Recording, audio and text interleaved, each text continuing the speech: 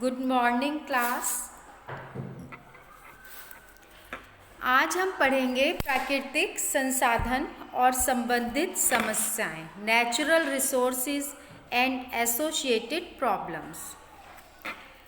किसी देश के विकास में प्राकृतिक संसाधनों की भूमिका अत्यंत महत्वपूर्ण होती है। इनमें मुख्य रूप से वन्य प्राणी, जल संसाधन, खनिज पदार्थ, भोज्य पदार्थ, ऊर्जा स्रोत, भूमि तथा उस पर उपलब्ध मिट्टी को शामिल किया जाता है। मिट्टी को मृदा भी कहते हैं। प्राकृतिक संसाधनों की उपलब्धता विकास में सहायक होती है।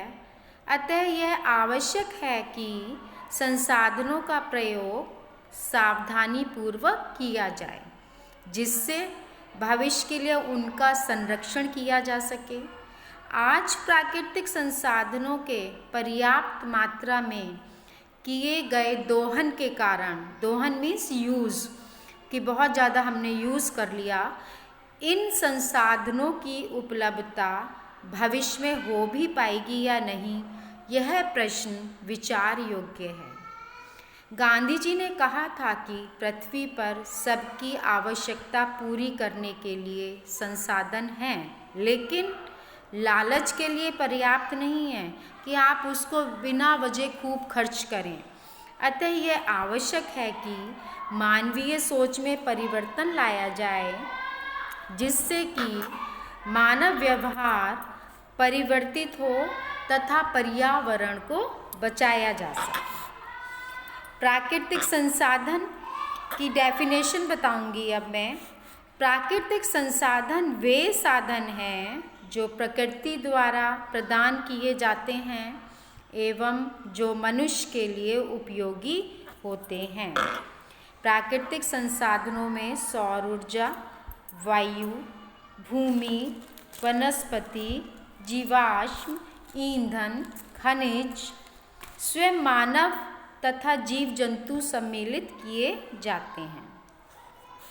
इनकी उपलब्धता सभी स्थानों पर अलग अलग होती है। Natural resources are those resources which are provided by nature and which are useful to man. प्रकृति द्वारा दी गई सभी स्वतंत्र वस्तुएं जो मानव की क्रियाओं की परिधि में आती हैं, प्राकृतिक संसाधन कहलाती हैं। क्लासिफिकेशन ऑफ नेचुरल रिसोर्सेज, प्रकृति जो है संसाधनों का क्या वर्गीकरण है। प्राकृतिक संसाधनों के वर्गीकरण में हम अब बात करेंगे।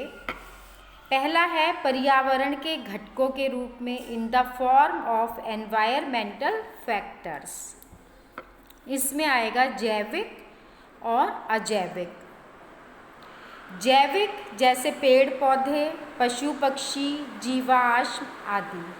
अजैविक जैसे जल, वायु, ऊर्जा आदि। पुनर्जीविता के आधार पर पुनर्जीवित होने वाले जो संसाधन हैं उनमें आएंगे पेड़ पौधे, जीव जंतु, हवा, जल और सौर ऊर्जा।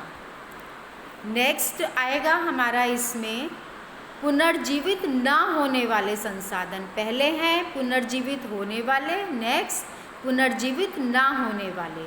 वे संसाधन जो एक बार उपयोग होने के बाद पुनर्जीवित नहीं हो पाते, जैसे पेट्रोल, डीजल, ईंधन, जीवाश्म एक बार यूज़ हो जाते हैं, फिर दोबारा से इनको हम यूज़ नहीं कर पाते।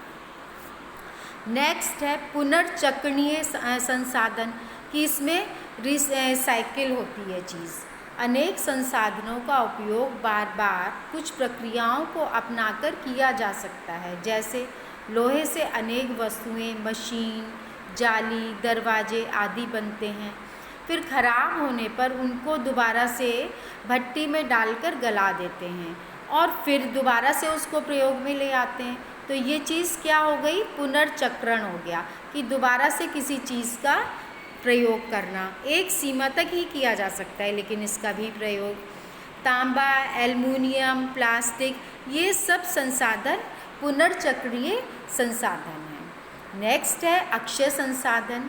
इसमें ऐसे संसाधन हैं जिनका क्षय नहीं होता, जो ख़त्म ही नहीं होते, खराब ही नहीं होते, जैसे हवा, सौर ऊर्जा, जल।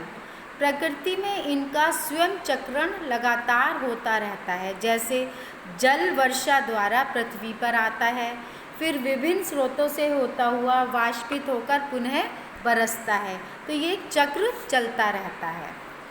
फिर है on the base of distribution, वितरण के आधार पर।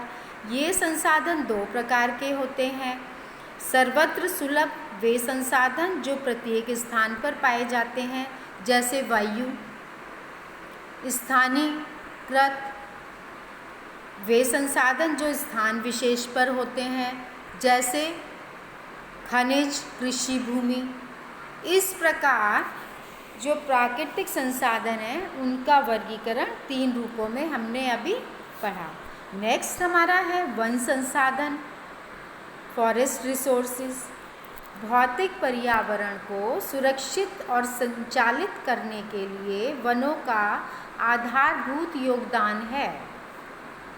ऐसे क्षेत्र जो सामान्यतः उपेक्षित अथवा कृषिविहीन हों और जहाँ घने लंबे वृक्ष उगे हों, वन की परिभाषा में आते हैं। इन्हें जंगल भी कहते हैं। ऐसे स्थान जहाँ से ईंधन, लकड़ी, चारा और अन्य वन उपजें मिलती हैं, इन्हें जंगल